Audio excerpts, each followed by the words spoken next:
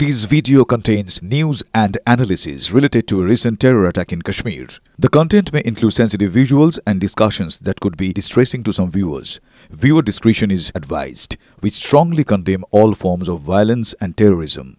The purpose of the content is solely to inform and create awareness based on verified reports.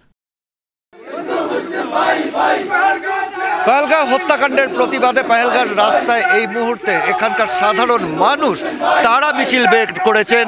তারা বলছেন no more ব্লাস্টেড এবং হিন্দু মুসলিম ঈসাই সবাই ভাই ভাই, অর্থাৎ এই গণহত্যার বিরুদ্ধে স্বতঃস্ফূর্তভাবে এই এলাকার মানুষ তারা প্রতিবাদে শামিল হয়েছেন।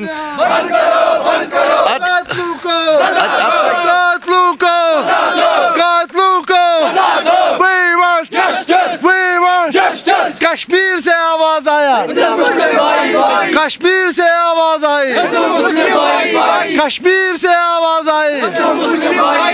पहलगाम के कातिलों जवाब दो। और टूरिस्ट को भी सोचना चाहिए, पूरे हिंदुस्तान को ये सोचना चाहिए, हिंदुस्तान के लोगों को सोचना चाहिए। जो लोग ये हरकत करते हैं उन लोगों का मकसद ही है हिंदू मुस्लिम सिख ईसाई इनका इत्तेहाद है, ये तोड़ना चाहते हैं।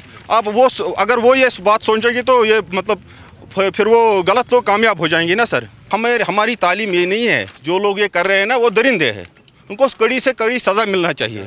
हम सरकार से अपील करते हैं, प्रधानमंत्री से हम अपील करते हैं और अमित शाह जी से हम अपील करते हैं, इनको पूरी कड़ी से कड़ी सज़ा दीजिए, इनके तय तक जाइए। পহেলগামের সাধারণ মানুষ এই মুহূর্তে রাস্তায় নেমেছেন তারা এই হত্যাকাণ্ডের প্রতিবাদে, এবং তারা দাবি করছেন যে এখানে এত পর্যটক আসেন এবং সেই কথা ভেবে ভবিষ্যতে যাতে এই বৈশ্বরণ উপত্যকা বা এই ধরনের জায়গাগুলোতে সেখানে নিরাপত্তার ব্যবস্থা করা হয়, কারণ এই নিরাপত্তার ব্যবস্থা থাকলে এই ধরনের হত্যাকাণ্ড হয়তো এড়ানো যেত।